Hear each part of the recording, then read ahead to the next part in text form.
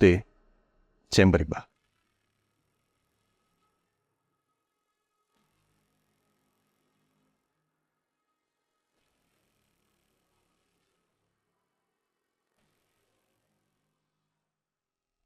ಮೂರ್ತಿ, ಅಮಲಾ last year account ಟ್ರಾನ್ಸಾಕ್ಷನ್ಸ್ನ study ಮಾಡಬೇಕಂತೆ. ಸ್ವಲ್ಪ guide ಮಾಡ್ತೀಯಾ? ಅಲ್ಲ, ಲಾಸ್ಟ್ ಇಯರ್ ಟ್ರಾನ್ಸಾಕ್ಷನ್ ಡೀಟೇಲ್ಸೇ ಯಾಕೆ? ಈ ತಿಂಗಳದಿದೆಯಲ್ಲ, ಟ್ರಾನ್ಸಾಕ್ಷನ್ ಡೀಟೇಲ್ಸ್ ಕೊಡ್ತೀನಿ, ಸ್ಟಡಿ ಮಾಡ್ಬೋದಲ್ಲ. ಯಾಕೆ ಮೂರ್ತಿ ಅಂಕಲ್, ಲಾಸ್ಟ್ ಇಯರ್ ಟ್ರಾನ್ಸಾಕ್ಷನ್ಸ್ ಅಲ್ಲಿ ಏನಾದ್ರು ಮಿಸ್ಟೇಕ್ ಇದೆಯಾ? ಆ ಫೈಲ್ಗಳನ್ನ ಧರ್ಮನು ಚೆಕ್ ಮಾಡಿದ್ದಾನೆ, ಆಡಿಟರ್ ಚೆಕ್ ಮಾಡಿದ್ದಾರೆ. ಅಂದಮೇಲೆ ನಾನ್ ನೋಡಿದ್ರೆ ಏನ್ ತಪ್ಪು? ಇನ್ಫ್ಯಾಕ್ಟ್ ಲಾಸ್ಟ್ ಇಯರ್ದು ಮಾತ್ರ ಅಲ್ಲ, ಅದ್ರ ಪ್ರೀವಿಯಸ್ ಇಯರ್ಸ್ದು ನೋಡ್ಬೇಕು ಅನ್ಕೊಂಡಿದ್ದೀನಿ. ಸದ್ಯಕ್ಕೆ ಲಾಸ್ಟ್ ಇಯರ್ದು ಮಾತ್ರ ಸಾಕು. ಮೂರ್ತಿ, ಅಮಲಾನ ಅಕೌಂಟ್ ಸೆಕ್ಷನಿಗೆ ಕರ್ಕೊಂಡು ಹೋಗು. ಅವಳು ಯಾವ ಫೈಲ್ನ ಕೇಳ್ತಾಳೋ ಅದನ್ನು ತೋರಿಸು.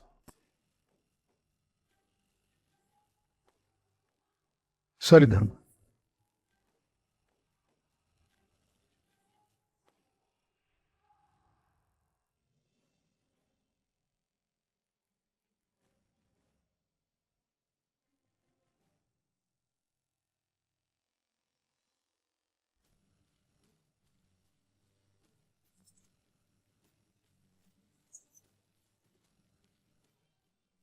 ಏನಿದು ಹಳೆ ಕಾಲದವ್ರ ತರ ಫೈಲ್ಸ್ ಸಿಸ್ಟಮ್ ಅಲ್ಲಿ ಅಪ್ಡೇಟ್ ಆಗಿಲ್ವಾ?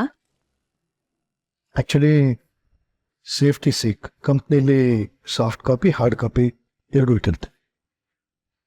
ಓಲ್ಡ್ ಮೈಂಡ್ ಸೆಟ್, ಏನು ಮಾಡೋದಕ್ಕಾಗಲ್ಲ. ಇದಿಷ್ಟು ಲಾಸ್ಟ್ ಇಯರ್ ಫೈಲ್ಸ್. ಸರಿ, ಇದನ್ನೆಲ್ಲ ನೋಡ್ಕೊಳ್ಳೋರು ಯಾರು? ನಿಮ್ಮ ಅಸಿಸ್ಟೆಂಟ್ ಅಂತ ಯಾರೋ ಇರ್ಬೇಕಲ್ವಾ? ಅವ್ರನ್ನ ಕರ್ಸಿ. ಯಾಕೆ?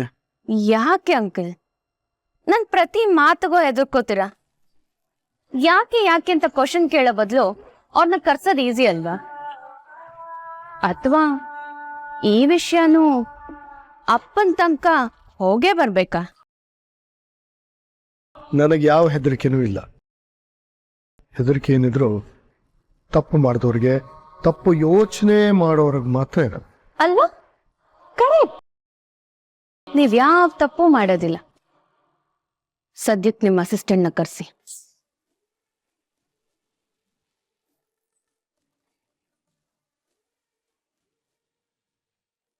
ವಜ್ರ, ಕ್ಯಾಬಿನಿಗೆ ಬನ್ನಿ.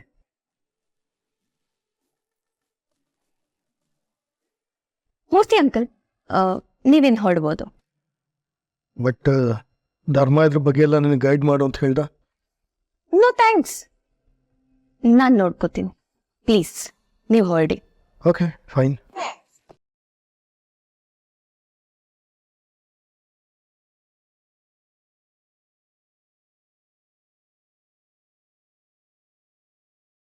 ವಾವ್, ಎಷ್ಟು ಚೆನ್ನಾಗಿ ಟ್ಯಾಲಿ ಆಗ್ತಿದೆ. I am impressed. Yes ma'am, Murthy sir work ಅಷ್ಟೇ ನೀಟಾಗಿರುತ್ತೆ. ತುಂಬಾ ನೀಟಾಗಿದೆ. 2 years ಬ್ಯಾಕ್ ಫೈಲ್ಸು ತರ್ತೀರಾ? ಇಂಟ್ರೆಸ್ಟಿಂಗ್ ಆಗಿದೆ. ಅದನ್ನು ಕ್ರಾಸ್ ಚೆಕ್ ಮಾಡೋಣ. Sure ma'am.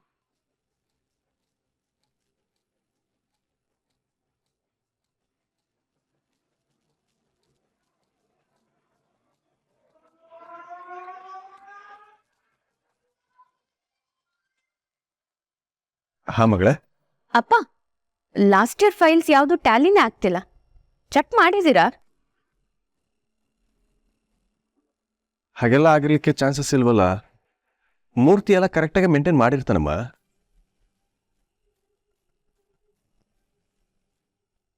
ಅಮಲಾ.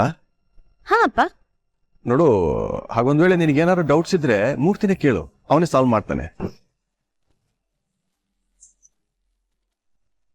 ರೈಟ್ ಪಾ. ಆದ್ರೆ ನಂಗೇನು ಡೌಟ್ ಹೊಡಿತಾ ಇದೆ. ಅವ್ರನ್ನೇ ಡೈರೆಕ್ಟ್ ಆಗಿ ಕೇಳಿದ್ರೆ ಸರಿಯಾದ ಆನ್ಸರ್ ಸಿಗಲ್ಲ ಅಂತ ನಿಮ್ಮನ್ನ ಕೇಳ್ತಾ ಇದ್ದೀನಿ. ಎನಿಹೌ ಅಪ್ಪ, ಯು ಡೋಂಟ್ ವರಿ, ನಾನು ಬಂದಿದ್ದೀನಲ್ಲ, ನಾನೇ ಸಾರ್ಟ್ ಔಟ್ ಮಾಡ್ತೀನಿ. ಲೆಟ್ ಮೀ ರೀಚೆಕ್ ಅಪ್ಪ. ಸಾರಿ ಡಿಸ್ಟರ್ಬ್ ಆಗಿದ್ರೆ. ಓಕೆ ಮಗಳೇ.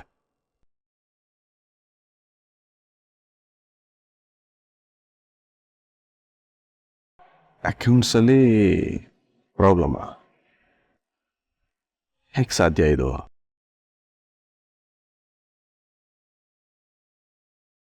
ಏನೇ ನನ್ನ ಎದುರುಗಡೆ ಧ್ವನಿ ಏರ್ಸಿ ಮಾತಾಡೋಷ್ಟು ಹೆಚ್ಕೊಬಿಟ್ಟಿದ್ಯಾ? ಸಾಕಾಗಿದೆ ಸರ್ ನನಗೂನು. ಇಷ್ಟು ವರ್ಷ ಅಮ್ಮನಿಗೋಸ್ಕರ ಸುಮ್ಮನೆ ಇದ್ದೆ. ಇಷ್ಟೆಲ್ಲ ಆದ್ಮೇಲೂ ನೀವು ಮತ್ತೆ ಅಮ್ಮನ ಮೇಲೆ ಕೈ ಎತ್ತೀರಾ ಅಂದ್ರೆ ನನ್ ಕೈ ಸುಮ್ಮನಿರಕ್ಕಾಗಲ್ಲ. ನೀವಂತೂ ನನಗ್ ಮದ್ವೆ ಇಷ್ಟ ಅಲ್ಲ ಅಂದ್ರೆ ಗಮನಕ್ಕೆ ತಗೊಳ್ಳಿಲ್ಲ. ಅಂಥದ್ರಲ್ಲಿ ಬೇರೆಯವ್ರು ಯಾರು ಹೆಲ್ಪ್ ಮಾಡ್ತಿದಾರೆ ಅಂದ್ರೆ ನಿಮಗ್ ಯಾಕೆ ಕಷ್ಟ ಆಗ್ಬೇಕು ಸರ್? ದುಡ್ದಿದ್ದೀರಾ? ಬಾಡಿಗೆ ಕಟ್ಟಿದೀರಾ? ನಮಗ್ ದಿನಸಿ ತಂದು ಹಾಕಿದೀರಾ? ಅಥವಾ ಸ್ಕೂಲ್ ಫೀಸ್ ಕಟ್ಟಿದೀರಾ?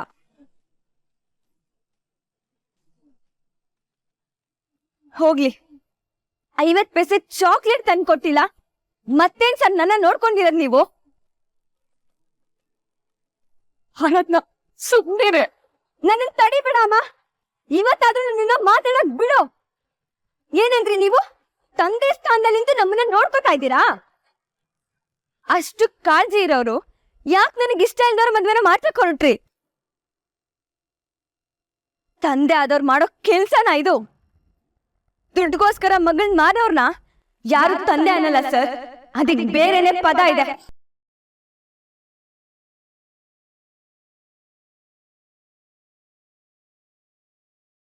ನೋಡ್ತೇನೆ ಇವಳ ನನ್ನನ್ನೇ ತಲೆ ಹಿಡ್ಕೊಂತ ಇದ್ದಾಳೆ. ಅವಳು ಹಾಗಂದಿಲ್ಲ ರೀ. ಅದೇ ಅರ್ಥ ತಾನೆ. ಇವಳು ಜೀವನ ಚೆನ್ನಾಗಿರ್ಬೇಕು ಅಂತ ಮದುವೆ ಮಾಡಕ್ ಕೊಟ್ರೆ ಹೇಗ್ ಮಾತಾಡ್ತಾ ಇದ್ದಾಳೆ ನೋಡು. ಮದ್ವೆ? ಅದು ಒಂದ್ ಮದ್ವೆನಾ? ಆ ಕುಡ್ಕೊಂಡ್ ಮದ್ವೆ ಆಗಿದ್ರೆ ನಾನ್ ಚೆನ್ನಾಗಿರ್ತಿದ್ನಾ? ನನ್ ಜೀವನ ಚೆನ್ನಾಗಿರ್ತಿತ್ತಾ? ಮದ್ವೆ ಮಾಡೋದ್ ಮುಖ್ಯ ಅಲ್ಲ ಸರ್. ಅಂತವ್ರ ಜೊತೆ ಮದ್ವೆ ಮಾಡಿದ್ರೆ ನಾನ್ ಚೆನ್ನಾಗಿರ್ತಿದ್ನ ಅನ್ನೋದ್ ಮುಖ್ಯ. ಪುರುಷಿಗೇನೆ ಕಡಿಮೆ, ಅವನು ಕುಡ್ದು ಸತ್ಕಿತ್ತೇನು ಹೋಗಿಲ್ಲ, ಗಟ್ಟು ಮುಟ್ಟಾಗೆ ಇದ್ದಾನೆ. ಓ, ನನ್ ಜಾಗದಲ್ಲಿ ಸಿರಿ ಇದ್ದಿದ್ರು ನೀವ್ ಇದೇ ಕೆಲ್ಸ ಮಾಡ್ತಿದ್ರಾ ಮಹೇಶ್ ಸರ್?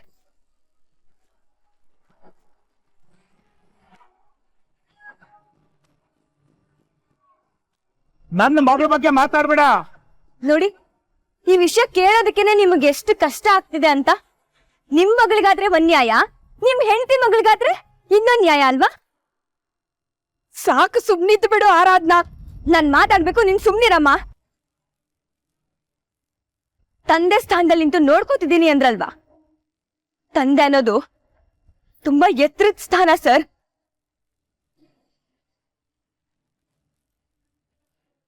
ಸಾಧ್ಯ ಆದ್ರೆ ಅಲ್ಲಿಗೆ ಹೋಗೋದಕ್ಕೆ ಟ್ರೈ ಮಾಡಿ. ಅಪ್ಪ ಅನ್ನೋನು ಮಗಳ ಮದ್ವೆ ಬಗ್ಗೆ ಕನ್ಸ್ಕೊಂಡು ಒಳ್ಳೆ ಹುಡ್ಗನ್ ಹುಡುಕಿ ಮದ್ವೆ ಮಾಡಿಸ್ತಾನೆ. ಅದನ್ ಬಿಟ್ಟು ನಿಮ್ ತರ ಆರಾಧ್ನ ನಾಲ್ಗೆ ಬಿಗಿ ಹಿಡಿದು ಮಾತಾಡು. ಅವ್ರ ಹತ್ರ ದುಡ್ಡು ತಗೊಂಡು ಅಂತ ಕುಡ್ಕೊಂಡ್ ಜೊತೆ ಮದ್ವೆ ಮಾಡೋದು ಕೊಟ್ಟಿದ್ದೀರಲ್ಲ, ತಂದೆ ಸ್ಥಾನಕ್ಕೆ ಕಳಂಕ ನೀವು.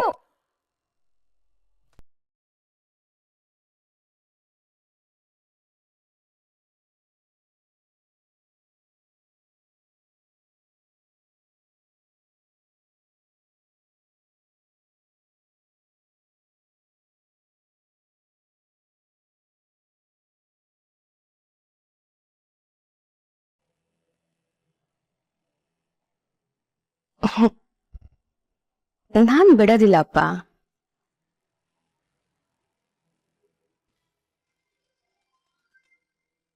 ಎಕ್ಸ್ಕ್ಯೂಸ್ ಮೀ ಮಗಳೇ, ನಾನು ಒಂದು ಇಂಪಾರ್ಟೆಂಟ್ ಮೀಟಿಂಗಲ್ಲಿದ್ದೆ. ಅಪ್ಪ, ಅದಕ್ಕಿಂತ ಇಂಪಾರ್ಟೆಂಟ್ ವಿಷಯ ಇದೆ ಅಪ್ಪ. ಏನು? ಅಕೌಂಟ್ಸ್ ಅಲ್ಲಿ ತುಂಬಾ ಮಿಸ್ಟೇಕ್ ಇದೆ ಅಪ್ಪ. ಕೆಲವೊಂದ್ ಕಡೆ ಟ್ರಾನ್ಸಾಕ್ಷನ್ಸ್ ಟ್ಯಾಲಿನೇ ಆಗ್ತಿಲ್ಲ. ಕೆಲವೊಂದು ಪ್ರಾಜೆಕ್ಟ್ ಆಗಿರೋ ಕಾಸ್ಟೇ ಬೇರೆ, ಇಲ್ಲಿ ಎಂಟರ್ ಆಗಿರೋದೇ ಬೇರೆ.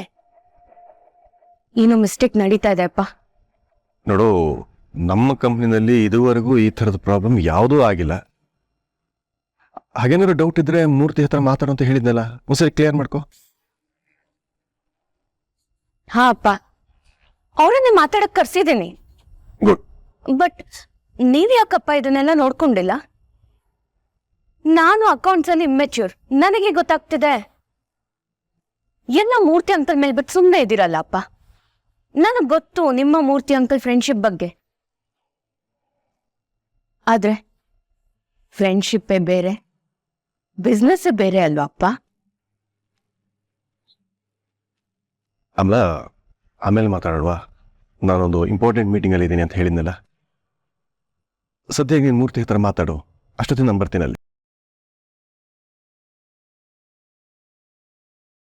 ಸರಿ ಅಪ್ಪ.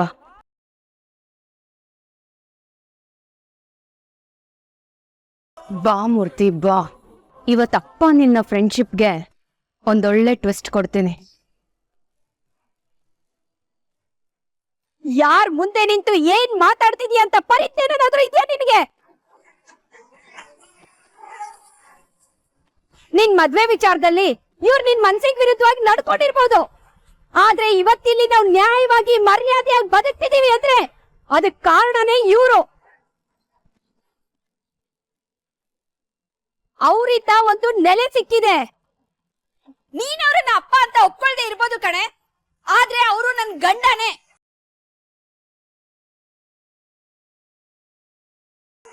ನನ್ ಮುಂದೆನೆ ಅವ್ರಿಗೆ ಮರ್ಯಾದೆ ಇಲ್ದ ಹಾಗೆ ಮಾತಾಡ್ತೀಯಾ? ರೇವತಿ, ನಿನ್ನ ಮಗಳಿಂದ ನನಗೆ ತುಂಬಾ ಅವಮಾನ ಆಗಿದೆ. ಈ ಮನೆಯಲ್ಲಿ ನಾನಿರ್ಬೇಕು, ಇಲ್ಲ ಅವಳಿರ್ಬೇಕು.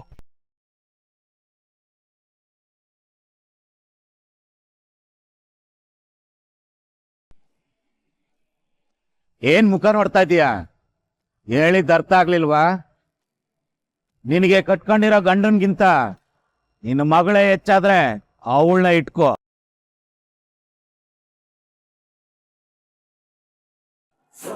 ರೇವತಿ, ಬ್ಯಾಗ್ ತಗೊಂಡ್ ಬಾ, ನಾನು ಮನೆ ಬಿಟ್ಟು ಹೊರಟೋಗ್ತೀನಿ. ಮನೆಯವರಿಂದ ಇಷ್ಟೆಲ್ಲ ಅನ್ನಿಸ್ಕೊಂಡ್ಮೇಲೆ ಒಂದು ಕ್ಷಣನೂ ಈ ಮನೆಯಲ್ಲಿರಲ್ಲ. ಹಾಗೆಲ್ಲ ಹೇಳ್ಬಿಡ್ರಿ. ನೋಡೋ, ಇನ್ನೇನು ಸಂದೇಶ ಕೊಡ್ಬೇಡ. ನಾನ ಅವಳ, ಬೇಗ ಡಿಸೈಡ್ ಮಾಡು.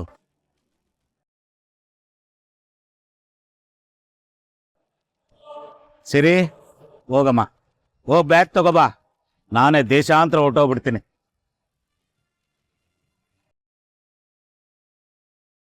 ನಿಂತ್ಕೋ, ಬ್ಯಾಗ್ನ ನಾನೇ ತರ್ತೀನಿ.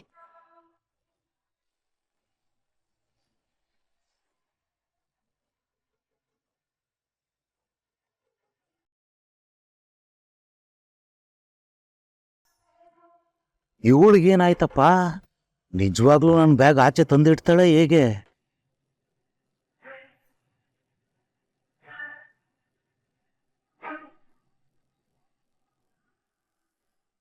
ಈ ಮನೆಯಿಂದ ಆಚೆ ಹೋಗ್ಬೇಕಾಗಿರೋದು ನೀವಲ್ಲ ರೀ, ಇವಳು.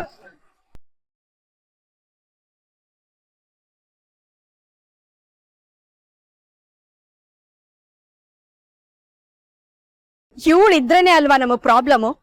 ಇವಳು ಇಲ್ದೆ ಹೋದ್ರೆ? ಏ ಆರಾಧ್ನಾ, ಬ್ಯಾಗ್ ತಗೊಂಡ್ ಹೊರಟೋಗೋ. ನಿನಗೇನ್ ತಲೆ ಕೆಟ್ಟಿದೆಯಾ ರೇವತಿ? ಬೆಳೆದ್ ನಿಂತಿರೋ ಹೆಣ್ಮಗಳನ್ನ ಮನೆ ಬಿಟ್ಟು ಹೋಗು ಅಂದ್ರೆ ಅವಳು ಇನ್ ಎಲ್ಗ್ ಹೋಗ್ತಾಳೆ? ಅಲ್ಲ ರೇವತಿ, ಏನ್ ಮಾಡ್ತಾ ಇದೀಯಾ? ಬೇಡ ರೀ, ನನ್ನ ಗಂಡನ್ ಬಾಯಿ ಬಂದಾಗ ಮಾತಾಡೋ ಮಗಳು ನನಗ್ ಬೇಡ.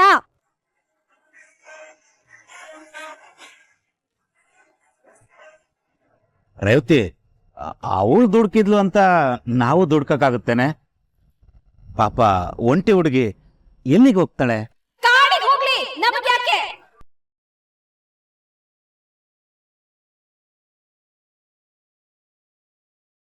ಬೇಡ ರೇವತಿ ಅಕ್ಕ, ತಾಯಿಯಾಗಿ ಆರಾಧನನ್ ಪರಿಸ್ಥಿತಿನ ಅರ್ಥ ಮಾಡ್ಕೊಳ್ಳಿ. ಇಂಥ ನಿರ್ಧಾರ ತಗೋಬೇಡಿ. ನಾನ್ ನಿರ್ಧಾರ ಮಾಡಾಯ್ತು, ನನಗ್ ಯಾರ ಸಲಹೆನೂ ಬೇಡ. ನೀನ್ ಮಾಡ್ತಿರೋದು ಸರಿ ಇಲ್ಲ ರೇವತಿ. ನಿನ್ಗೋಸ್ಕರನೇ ಅವಳು ಮದುವೆಗ ಹೊರಟಿದ್ಲು.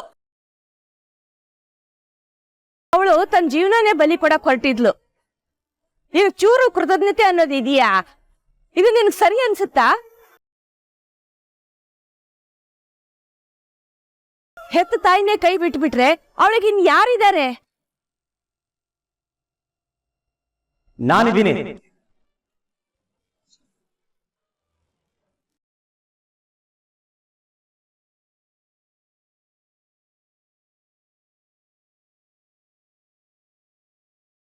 ಹೌದ್ರಿ ಮುನಿಯಮ್ಮ, ನೀವು ಯಾರಿಗೂ ಹೆದರ್ಕೋಬೇಡಿ, ನಿಮ್ಮ ಜೊತೆ ನಾನಿದ್ದೀನಿ. ನಾವಿಬ್ಬರು ಫ್ರೆಂಡ್ಸು ತಾನೆ. ಒಬ್ರು ಕಷ್ಟಕ್ಕೆ ಇನ್ನೊಬ್ರು ಆಗ್ಲಿಲ್ಲ ಅಂದ್ರೆ ಫ್ರೆಂಡ್ ಆಗಿ ಏನ್ರಿ ಬಂತು? ಇನ್ಮೇಲಿಂದ ನೀವು ನಮ್ಮನೇಲಿರಿ.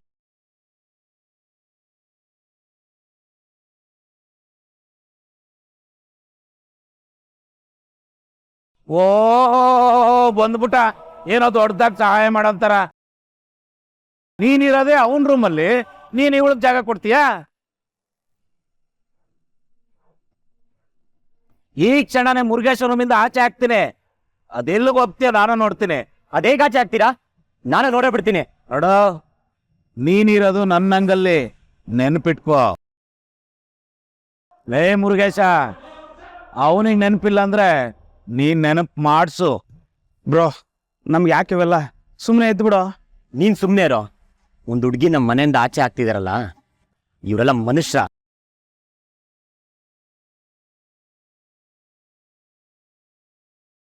ರೀ ಆರಾಧನ ಅವ್ರೆ, ಹೆದರ್ಕೋಬೇಡಿ, ಬನ್ರಿ ಮನೆಗೆ ಹೋಗೋಣ. ಇವ್ರನ್ನೇನು ಕೇಳೋದು?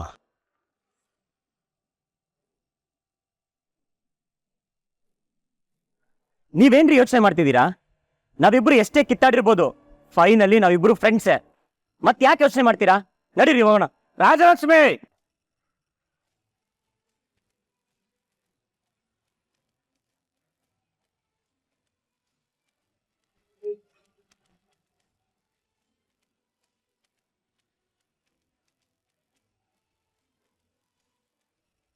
ನಮ್ಮ ಮನೆಗೆ ನಾವು ಹೋಗೋಕ್ಕೆ ನಿಮ್ ಪರ್ಮಿಷನ್ ಆಗ್ಬೇಕು. ಮನೆ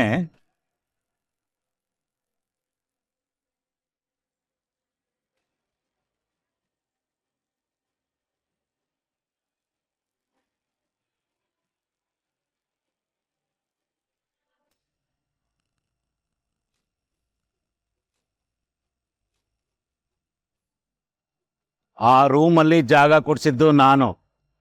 ಈಗ ನಾನೇ ಆಚೆ ಆಗ್ತಾ ಇದ್ದೀನಿ. ನೀನೀಗ ಬೀದಿ ಬಿಕಾರಿ. ಅದೇಗ್ ನೀನು ಇನ್ನೊಬ್ಬಳನ್ನ ಕರ್ಕೊಂಡು ಹೋಗ್ತೀಯೋ ನಾನು ನೋಡ್ತೀನಿ.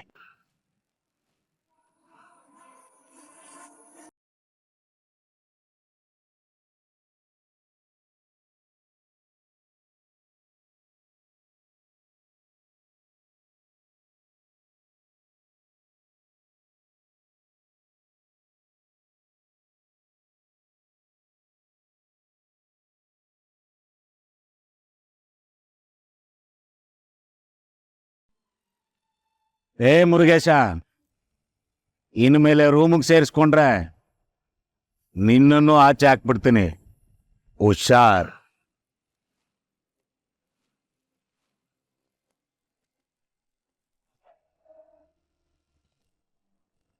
ಅವ್ರವ್ರದ್ದು ಎಷ್ಟಿದೆ ಅಷ್ಟು ನೋಡ್ಕೊಂಡು ಮುಚ್ಕೊಂಡು ಸುಮ್ಮನೆ ಇರಬೇಕು. ಕಂಡವ್ರ ಮನೆ ಉಸಾಬ್ರಿಗೆ ಬಂದ್ರೆ ಹೀಗೆ ಹೀಗೆ ಬೀದಿಗೆ ಬಂದ್ಬಿಡ್ತೀರಾ. ಏ ರೇವತಿ, ಈ ನೀಚನ ವಿರುದ್ಧ ನಿನ್ನ ಮಗಳು ಮಾತಾಡಿದ್ಲು ಅಂತ ಇಷ್ಟೆಲ್ಲ ರಂಪಟ ಬೇಕಾ? ಮರ್ಯಾದೆಯಿಂದ ಮಗಳನ್ನ ಮನೆ ಒಳಗೆ ಕರ್ಕೊಂಡು ಹೋಗು. ಇಲ್ಲ ಅಂದ್ರೆ ಏನು? ನನ್ ಗಂಡನ ವಿರುದ್ಧ ಯಾರು ಏನ್ ಮಾತಾಡಿದ್ರು ನಾನು ಸಹಿಸಲ್ಲ. ಅವಳ ಮಗಳಾದ್ರೂ ಅಷ್ಟೇ, ಬೇರೆ ಯಾರಾದ್ರೂ ಅಷ್ಟೇ. ನಿಮಗಷ್ಟು ಪಾಪ ಪುಣ್ಯ ಕನಿಕರ ಇದ್ರೆ ನಿಮ್ಮನ್ನು ನೀವು ಕರ್ಕೊಂಡು ಹೋಗಿ. ನನಗ್ ಬುದ್ಧಿ ಹೇಳಕ್ ಬರ್ಬೇಡಿ.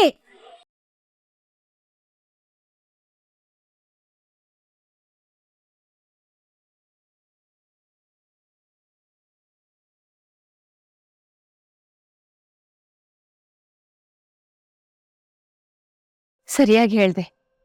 ನಾನೇ ನನ್ನ ಮನೆಗೆ ಕರ್ಕೊಂಡು ಹೋಗ್ತೀನಿ.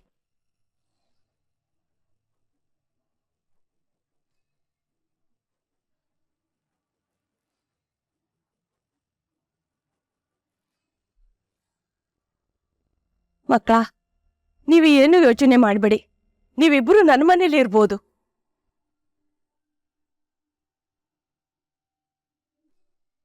ಮಕ್ಕಳ, ಬಟ್ಟೆ ಬರೀ ಎತ್ಕೊಳ್ಳಿ. ನಮ್ಮನೇಲಿ ಇರಕ್ಕೆ ಯಾವ ದೊಣ್ಣೆ ನಾಯಕನ ಅಪ್ಪಣೆನೂ ಬೇಕಾಗಿಲ್ಲ.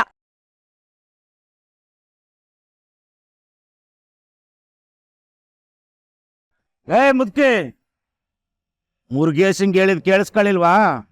ಅದೇ ಕರ್ಕೊಂಡು ಹೋಗ್ತೀನಿ ಅಂತ ನಾನು ನೋಡ್ತೀನಿ. ಹೇಗೆ? ಹೀಗೆ